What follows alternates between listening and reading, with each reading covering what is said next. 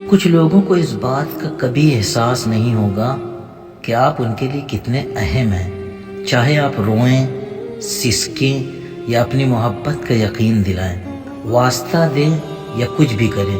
کچھ لوگوں کو اس بات کا کبھی بھی احساس نہیں ہو سکتا کہ ان کے رویے نے آپ کو کتنی اذیت میں مبتلا کر رکھا ہے، کتنا بے بس کر دیا ہے اور اللہ کے آگے کتنا رلایا ہے۔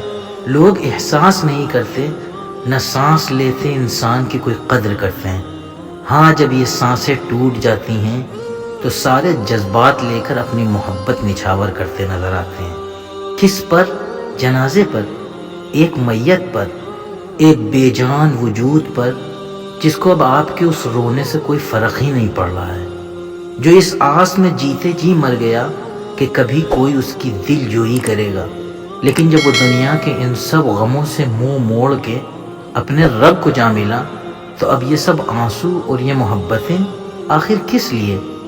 پھر خودکشیاں ہوتی ہیں، ذہنی بیماریاں پھیلتی ہیں، لوگ ڈپریشن سے ہار کر نہ جانے کیا کیا کر بیٹھتے ہیں، اور ہم الزام انہی کو دیتے ہیں کہ کس قدر کمزور تھا یہ شخص، کتنی جلدی ہار گیا۔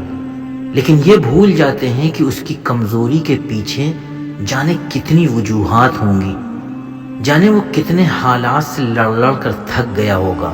یہ بھول جاتے ہیں کہ اللہ نے انسان کے لیے ہی انسان کو بنایا ہے، لیکن نہیں، لوگ مرنے سے پہلے کندھا نہیں دیتے ہیں۔ یوں تو ہمارے علماء کرام کی ہر بات ہمارے لیے ہیرا ہے اور قابل عمل بھی ہے، اور ہر بات ہمارے لیے نبی صلی اللہ تعالی علیہ وسلم کی پیروی کا راستہ ہے۔ لیکن ایک بات جو آج تک ذہن میں اپنی جڑیں پھیلائے بیٹھی ہے، وہ ڈاکٹر اسرار احمد رحمۃ اللہ علیہ کی ایک بات ہے کہ اگر تم کسی کو غم کی حالت میں دیکھو اور اس کے باوجود اس کی دلجوئی نہ کرو، اس کا غم نہ بھرو، تو تم عابد تو ہو سکتے ہو، زاہد بھی ہو سکتے ہو، پرہیزگار اور عبادت گزار بھی ہو سکتے ہو، لیکن نیک نہیں ہو سکتے، تم نیک ہو ہی نہیں سکتے۔ کسی کو دکھ میں دیکھو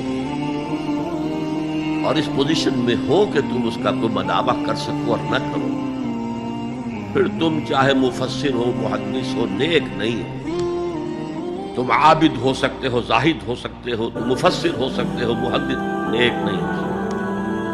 اگر یہ رفق نہیں ہے، اگر یہ ہمدردی نہیں ہے، اگر کسی کو دکھ میں دیکھ کر آپ تڑپ نہیں اٹھتے، اگر اس کی مدد کرنے پر قادر ہو اور نہیں کرتے، تو کل خیر سے محروم۔ پڑھے جاؤ نمازیں اور تہجدیں، کچھ حاصل نہیں۔ یہ بات کتنی ڈرا دینے والی ہے اور کتنی سچی ہے، اس کا اندازہ ہم بخوبی کر سکتے ہیں کہ ہمیں اللہ کی عبادتوں کا اور اس کے ذکر کا تو ہوش رہا، لیکن اس کی مخلوق جو اس کو سب سے بڑھ کر محبوب ہے، وہ ہمیں کبھی نظر ہی نہیں آئی۔ ہم خود سے وابستہ اپنے پیاروں کو کیوں تنہا کر دیتے ہیں کہ وہ اپنی زندگی سے ہی اکتا جاتے ہیں اور اللہ سے اپنی ہی شکایتیں لگانے لگ جاتے ہیں۔ ہمارے چند بول اور تھوڑی بہت توجہ کیا اس قدر مہنگی ہو گئی ہے کہ وہ اپنے عزیزوں کے لیے بھی ممکن نہیں؟ ذرا ذرا سی ناراضگیوں اور چھوٹی موٹی لڑائیوں کی سزا کیا کسی سے اس کا سکون چھین لینا ہوتا ہے؟ کیوں ہم ناانصافیوں کی حدوں کو چھو آتے ہیں اور کیوں اپنے دل اتنے سخت کر لیتے ہیں؟ جو ہم سے محبت رکھتے ہیں اور اللہ کے بنائے رشتوں میں ہمارے ساتھ جڑے ہوئے ہوتے ہیں، انہیں ہم مجبوری کیوں سمجھنے لگ جاتے ہیں؟ انسان کا دل کیا اتنا بے مول ہوتا ہے؟